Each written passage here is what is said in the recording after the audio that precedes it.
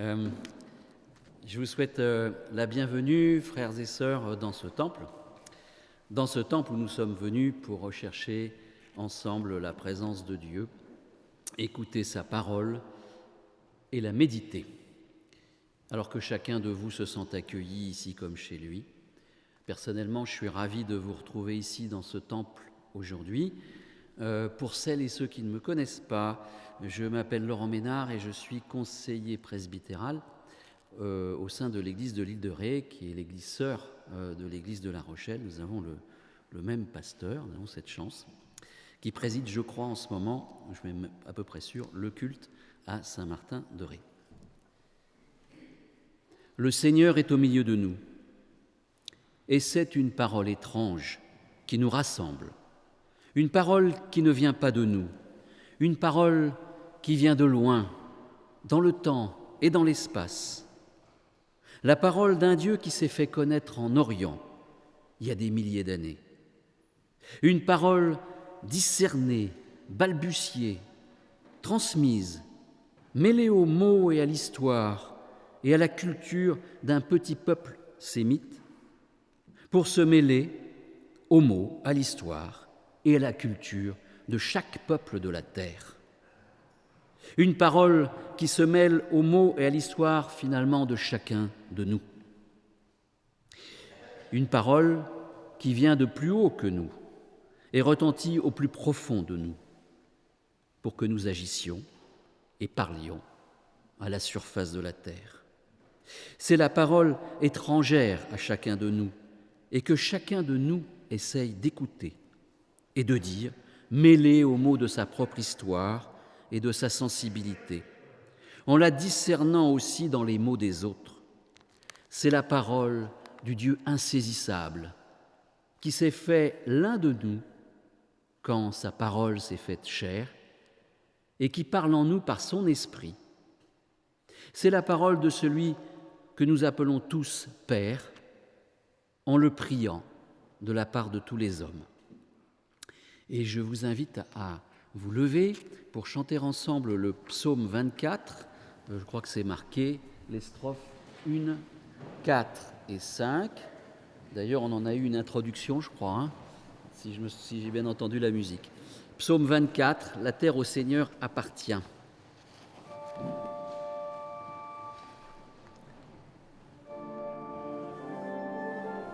Seigneur appartient. Dans l'univers son bras soutient. Tout ce qui foisonne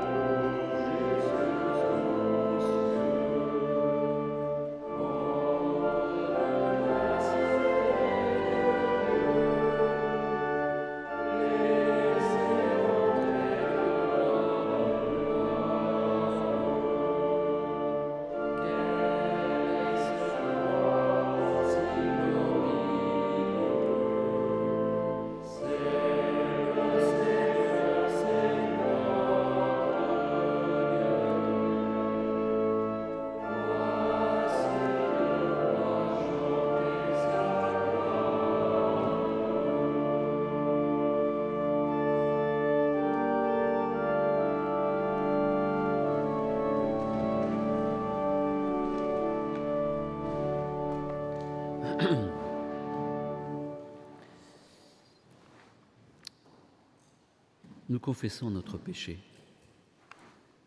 Seigneur Dieu, nous voulons te dire notre peur et notre angoisse devant le mal et la souffrance du monde. Te dire aussi notre honte et notre confusion, parce que nos propres fautes prolongent et augmentent cette souffrance. Pardonne-nous, Seigneur, d'agir si naturellement comme des égoïstes, de ne pas aimer notre prochain avec l'ardeur, le respect et l'attention qu'avait Jésus. Pardonne-nous, Seigneur, de t'aimer si mal, d'attendre toujours tes services au lieu d'être à ton service. Pardonne-nous d'oublier que notre vrai bonheur est de t'aimer et de te servir. Accorde-nous ton pardon, qu'il soit notre paix, notre joie et notre force. Nous te le demandons au nom de Jésus-Christ. Amen. Et je vous invite à vous lever pour l'annonce du pardon.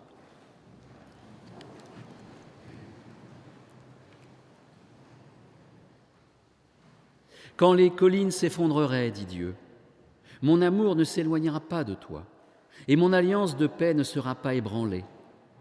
Je t'aime d'un amour éternel. Cet amour incroyable de Dieu est annoncé, proclamé, à travers tout l'Ancien et le Nouveau Testament. Aujourd'hui, cette bonne nouvelle vient jusqu'à nous à cause de la multitude de témoins qui, au cours des siècles, nous ont transmis ce message. Elle vient à nous, elle vient jusqu'à nous, à cause de Jésus, vivant parmi nous. Il est venu rendre témoignage de l'amour de Dieu pour chacun d'entre nous. Vous pouvez vous asseoir.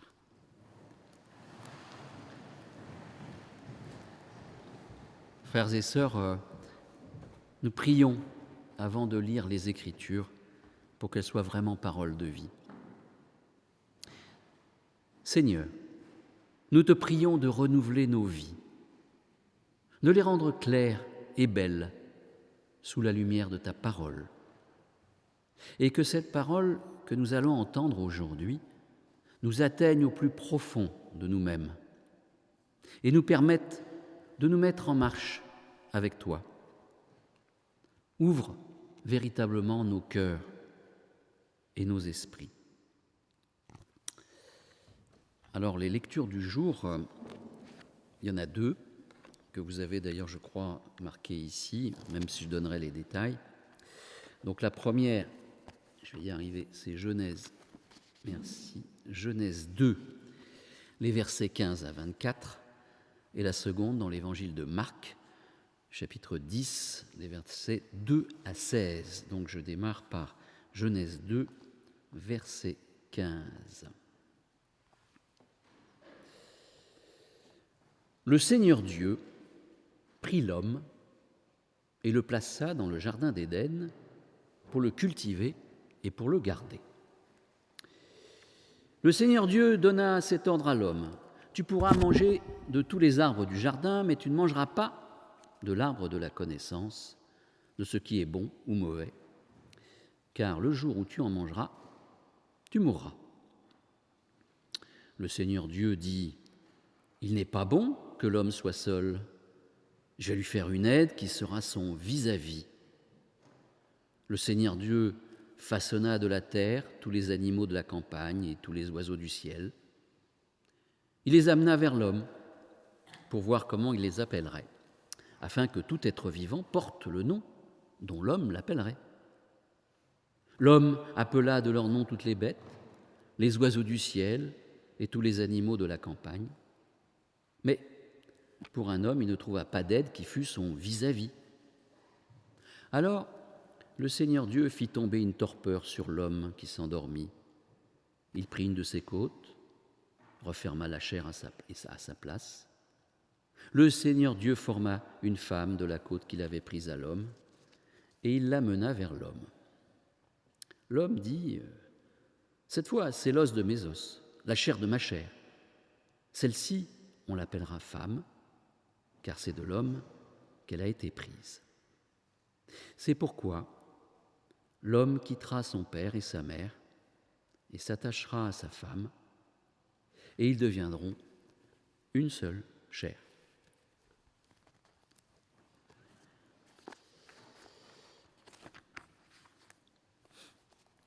Un deuxième texte dans l'évangile de Marc, au chapitre 10, les versets 2 à 16.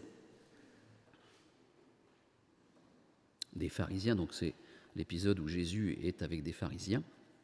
Des pharisiens vinrent lui demander, pour le mettre à l'épreuve, s'il est permis à un mari de répudier sa femme. Il leur répondit, « Que vous a commandé Moïse ?» Moïse, dirent-ils, a permis d'écrire une attestation de rupture et de répudier. Jésus leur dit, c'est à cause de votre obstination qu'il a écrit pour vous ce commandement. Mais au commencement de la création, Dieu les fit hommes et femmes, et c'est pourquoi l'homme quittera son père et sa mère et s'attachera à sa femme. Et les deux seront une seule chair. Ainsi, ils ne sont plus deux, mais une seule chair. Que l'homme ne sépare donc pas ce que Dieu a uni. Lorsqu'ils furent à la maison, les disciples à leur tour se mirent à l'interroger à ce sujet. Il leur dit, « Celui qui répudie sa femme et en épouse une autre commet l'adultère envers la première. Et si une femme répudie son mari et en épouse une autre, elle commet l'adultère. » Des gens lui amenaient des enfants pour qu'il les touche de la main, mais les disciples les rabrouèrent. Voyant cela, Jésus s'indigna. Il leur dit, « Laissez les enfants venir à moi, ne les empêchez pas, car le royaume de Dieu est pour ceux qui sont comme eux. Amen. Je vous le dis, quiconque n'accueillera pas le royaume de Dieu comme un enfant n'y entrera jamais. » Puis il les prit dans ses bras et se mit à les bénir en posant les mains sur eux. Et bien maintenant, je vais vous inviter à chanter ensemble le cantique 2208, si je ne me trompe pas, les 3 strophes. Je ne me trompe pas.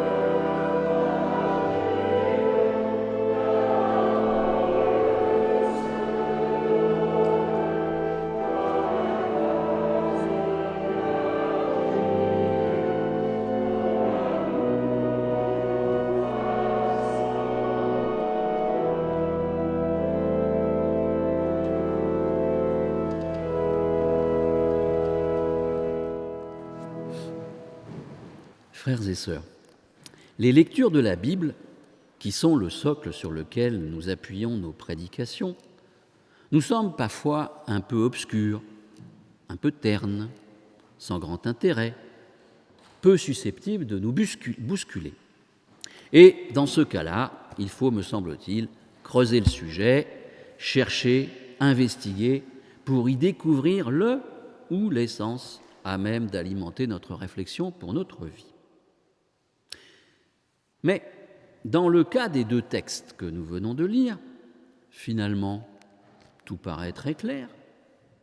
Pas besoin de trop réfléchir, puisque les paroles sont limpides.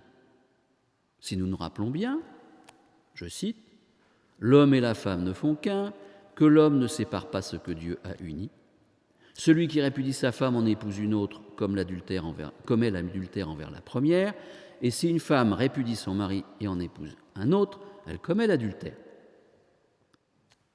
Il n'y aurait donc qu'à suivre et appliquer ces directives sans se poser de questions. Frères et sœurs, il me semble que lorsque les écrits sont clairs, voire trop clairs, il faut aussi creuser le sujet, chercher, investiguer, pour y découvrir le ou l'essence à même d'alimenter notre réflexion pour notre vie. Bref, il faut faire pareil. Il faut essayer de faire que cela, quelle que soit l'apparente limpidité, que cela se fasse, quelle que soit l'apparente limpidité ou l'apparente obscurité du texte. Et particulièrement pour les textes que nous venons de lire, comme je l'ai dit tout à l'heure, de prime abord, tout est clair, il faut, me semble-t-il, chercher à éviter deux écueils. Le premier, c'est appliquer à la lettre ce qui est écrit, sans réflexion aucune. Avec cette approche, la parole risque d'être une parole morte, sans effet réel sur nos vies et nos comportements. La Bible devient dans ce cas un simple catalogue de recettes qu'il suffit d'appliquer de la même manière en tout temps et en tout lieu. Et l'on sait, frères et sœurs, combien cette approche peut parfois déboucher sur des comportements sectaires, des jugements ou des exclusions, voire bien pire encore. Ça, c'est le premier écueil. Le deuxième, lorsque le texte nous heurte ou nous gêne à sa lecture, le considérer alors comme dépassé ou secondaire ou propre à l'époque où il a été prononcé. Bref, nous efforcer de le relativiser, de ne pas trop en tenir compte, car il nous gênerait tant il semble éloigné des valeurs que notre société aujourd'hui porte. Deux écueils à éviter. Finalement, comment arriver à naviguer entre eux sans risque de se briser ou de s'échouer? Métaphore un peu maritime, j'allais dire. Comment faire en sorte que cette parole devienne vivante pour nos vies? Eh bien, frères et sœurs, comme toujours, il faut revenir aux textes eux-mêmes que nous venons de lire et aussi à leur contexte. Alors le contexte tout d'abord, une fois de plus, Jésus est mis à l'épreuve par ses détracteurs, en l'occurrence ces pharisiens si pieux, pharisiens dont le nom, je vous le rappelle, se dit pérouchim en hébreu, qui signifie qu'ils se séparent des autres gens pour vivre selon la stricte observance de la loi de la Torah, la loi de Moïse. En gros, pour les pharisiens, il y a ceux qui sont les bons, car ils observent scrupuleusement la loi de Moïse, puis il y a les autres, qui sont les moins bons, voire les mauvais, qui désobéissent parfois ou souvent à la loi. C'est au fond très simple, voire je dirais simpliste, les bons d'un côté, les méchants de l'autre, ceux qui sont élus et ceux qui ne le seront pas. Comme ça peut être tentant d'appliquer des recettes pour être sûr d'être dans le bon chemin. C'est typiquement le premier écueil que j'indiquais tout à l'heure, appliquer à la lettre ce qui est écrit sans réflexion aucune. Et cela suffit pour être un bon et un élu. Frères et sœurs, nous parlons là des pharisiens, mais nous pourrions transposer cette attitude aussi dans notre monde aujourd'hui, et même parfois dans nos églises. Mais revenons au contexte. C'est tout le piège qui est tendu à Jésus, finalement. De quel côté est-il? Du côté des bons ou du côté des moins bons et des méchants? Et là, pour comprendre la réponse de Jésus aux pharisiens, il nous faut tout d'abord revenir, me semble-t-il, au premier texte que nous venons de lire, celui de la Genèse. Au chapitre 2, le verset 18, je le rappelle. « Il n'est pas bon que l'homme soit seul, je vais lui faire une aide qui sera son vis-à-vis. » Ou encore d'autres traductions, une aide semblable à lui. Alors je suis allé regarder dans le dictionnaire ce que voulait dire semblable. Bon, j'aime bien le dictionnaire Le Robert, donc j'ai ouvert Le Robert. Semblable, c'est terme relatif qui se dit de deux choses qui ont une entière conformité qu'on pourrait prendre l'une pour l'autre. Alors, chers amis, derrière ces quelques paroles se cache, me semble-t-il, un formidable plaidoyer pour considérer la femme et l'homme au même niveau, sans que l'un des deux ne soit considéré comme inférieur à l'autre. Alors, c'est une grande modernité, ce texte, et ce chapitre précis de la Genèse, j'ai été regarder un petit peu sur Internet, il est vieux de plus de 25 siècles. Selon les dernières études, ça pourrait changer. Donc, une modernité qui est très forte. Et c'est une affirmation très différente de ce que l'on peut entendre ici ou là. Car l'inégalité structurelle entre les hommes et les femmes persiste.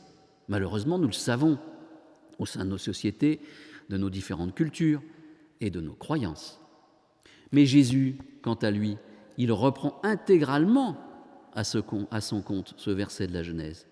Cette attitude de Jésus est constante tout au long de son ministère et il n'aura de cesse de mettre au même niveau la femme et l'homme, les femmes et les hommes qui sont avec lui. Et Jésus applique cela, me semble-t-il, dans les réponses qu'il donne aux pharisiens et à ses disciples concernant la répudiation. C'est le terme apoluo en grec, qui signifie aussi congédier, ordonner le départ. Alors Jésus demande aux pharisiens ce qu'a indiqué Moïse. Et ils répondent, le droit pour un homme de répudier sa femme. Mais Jésus considère que la répudiation n'est pas une bonne pratique, puisque, je cite, on l'a déjà lu, c'est à cause de la dureté de votre cœur que Moïse vous a permis de répudier vos femmes. Notons que Jésus n'approuve ni la répudiation d'une femme par un homme, qui était pourtant autorisée par la loi de Moïse, ni en termes équivalents, la répudiation d'un homme par une femme, qui n'était pas autorisée pour les Juifs, mais possible dans certaines circonstances pour les citoyens romains et grecs à l'époque de Jésus. Précisons donc, et j'aurais bien précisé ce point, que la répudiation est asymétrique, car elle fait dépendre d'un seul, l'homme ou la femme, une décision très certainement douloureuse pour l'autre, sans que ce dernier n'y puisse rien. Et c'est, me semble-t-il, la raison principale pour laquelle Jésus la rejette avec force. Mais, me direz-vous, pour notre vie ici, maintenant, la répudiation nous pose-t-elle un problème ? Est-ce d'actualité ? Alors, il est important de savoir, je suis été chercher au niveau du droit public, que la répudiation en France n'est pas reconnue par les tribunaux, car une telle décision, je cite, est contraire au principe d'égalité des époux lors de la dissolution, du mariage. Alors, frères et sœurs, ce que dit Jésus de la répudiation, finalement, ne nous concernerait pas ou plus ? Finalement, cette parole de Jésus serait sans objet dans nos sociétés occidentales ? En Orient, c'est parfois différent, effectivement. Il suffirait pour nous d'indiquer que cela ne concerne que des sociétés ou des croyances qui nous sont étrangères ? Chers amis, au fond, il suffirait de cingler résolument vers le deuxième écueil dont je parlais tout à l'heure, à savoir que c'est un problème dépassé ou secondaire, du moins pour nous. Ce serait, à mon sens, évacuer un peu vite le sujet, car il nous faut, dans nos sociétés contemporaines, aborder sereinement le sujet du divorce à la lumière de ce que dit Jésus. Alors je rappelle, l'homme et la femme ne font qu'un, que l'homme ne sépare pas ce que Dieu a uni, dit Jésus. Jésus rappelle ici que le plan de Dieu pour nous est que nous puissions être un avec l'autre. Alors, comment concilier cette parole avec nos mœurs d'aujourd'hui, où le divorce est devenu, j'allais dire, banal, je dis presque normal, presque un couple sur deux, peut-être pas tout à fait, alors qu'au début du XXe siècle, c'était très mal perçu et c'était difficile aussi à conclure. Alors, une lecture littérale de la Bible refusera le divorce en toutes circonstances. C'est d'ailleurs une interprétation courante chez nos amis catholiques. Le mariage est un engagement d'amour et de vie commune entre deux personnes qui se décident dans l'intimité des cœurs, nous rappelle notre Église. Et dans ce cas, le couple étant une chose vivante, il faut essayer de le faire vivre avec, si nécessaire, un accompagnement pastoral et humain. C'est là encore la position de notre Église que je reprends à mon compte. Mais il me semble qu'il faut le faire aussi sans acharnement thérapeutique. Il vaut mieux se séparer que se torturer, il vaut mieux se taire que s'insulter, et il vaut mieux rester chacun de son côté plutôt que de se faire la guerre. Alors ce n'est pas le projet que Dieu avait pour nous, mais il me semble aussi que lorsque l'amour entre un homme et une femme est mort, Dieu nous laisse libres de trouver d'autres chemins. Mais dans ce cas, ces nouveaux chemins ne devraient pas être initiés par ce que j'appellerais une répudiation de fait de l'un ou de l'autre. Il y a des divorces à l'amiable, j'ai employé les guillemets à l'amiable, qui en fait n'en sont pas, car ils laissent l'autre littéralement à terre. Il faut rechercher, me semble-t-il, à sauvegarder la dignité de l'un et de l'autre, garder la bienveillance de l'un envers l'autre, avant d'avancer séparément, certes, sur de nouveaux chemins. Alors évidemment, ce n'est certainement pas simple tout cela, mais Dieu peut nous y aider. Et il me semble que là encore, un accompagnement pastoral et humain est pertinent, voire nécessaire. Et puis, frères et sœurs, il y a aussi de toute façon et de toute manière et en tout temps le pardon infini de Dieu par rapport au plan qu'il souhaite pour nous, si parfois nous nous en écartons. Et le plan qu'il nous propose, il s'incarne dans Jésus. Ce sera ma conclusion. Jésus qui met l'homme et la femme sur un pied d'égalité. Jésus qui rejette la répudiation car unilatérale. Jésus qui appelle l'homme et la femme à ne faire qu'un, car l'amour de Dieu peut soutenir l'amour entre une femme et un homme. Et Jésus qui nous rappelle que Dieu pardonne nos fautes, quelles qu'elles soient. Et la séparation raisonnée et si possible bienveillante entre un homme et une femme n'est certainement pas la faute la plus lourde, si tant est d'ailleurs qu'il la considère comme telle. Amen.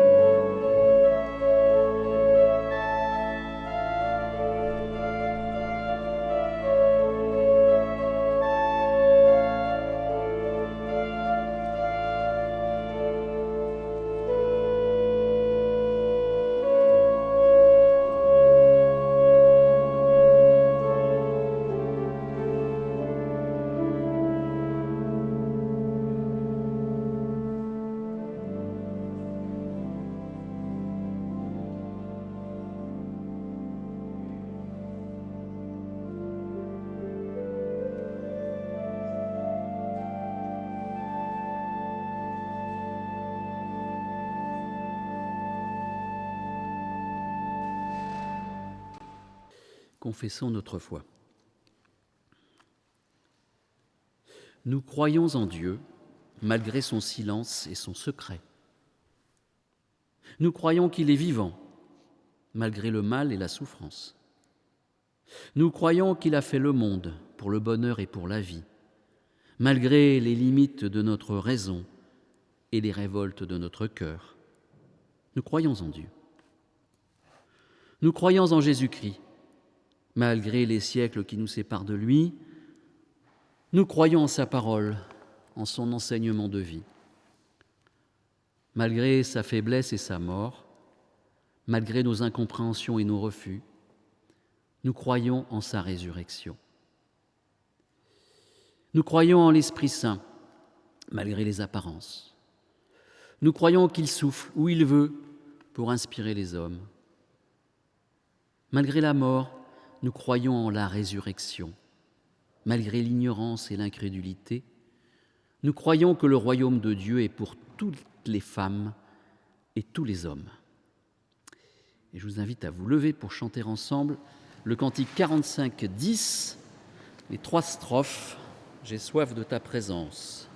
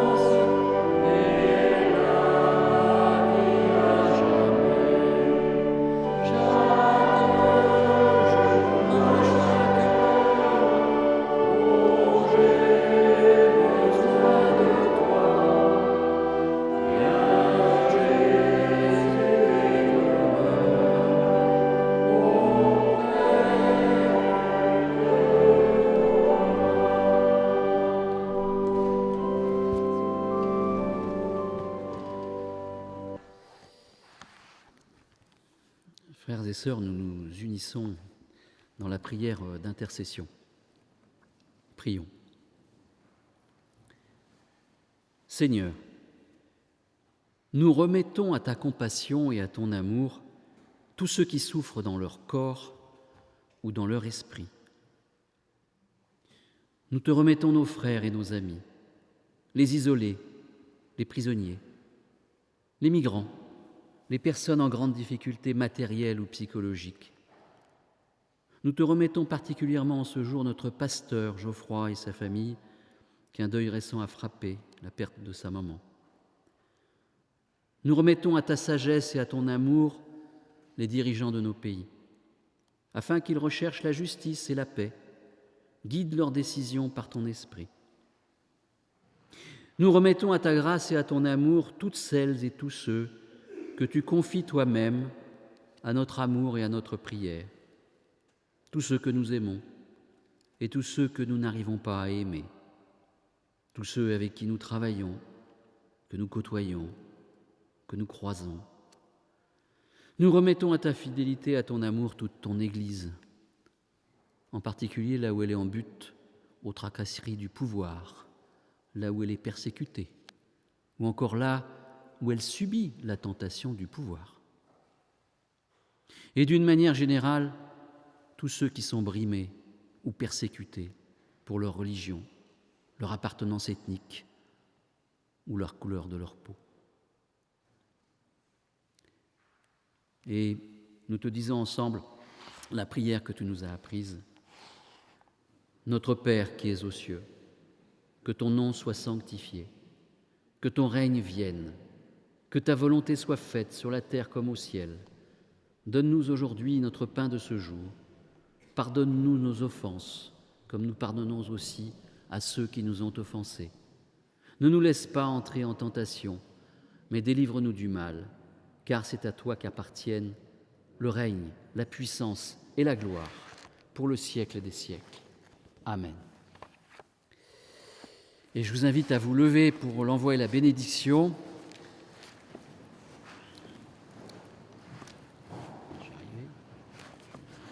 Voilà. Que l'Éternel vous bénisse et vous garde. Que le Dieu de Jésus-Christ tourne sa face vers vous et vous donne la paix du cœur et les trésors que personne ne peut vous ravir. Allez en paix, frères et sœurs. Que Dieu demeure avec nous et avec les nôtres, avec les présents et avec les absents, avec ceux qui sont dans la joie, ceux qui sont dans la tristesse, pour le temps et pour l'éternité. Amen.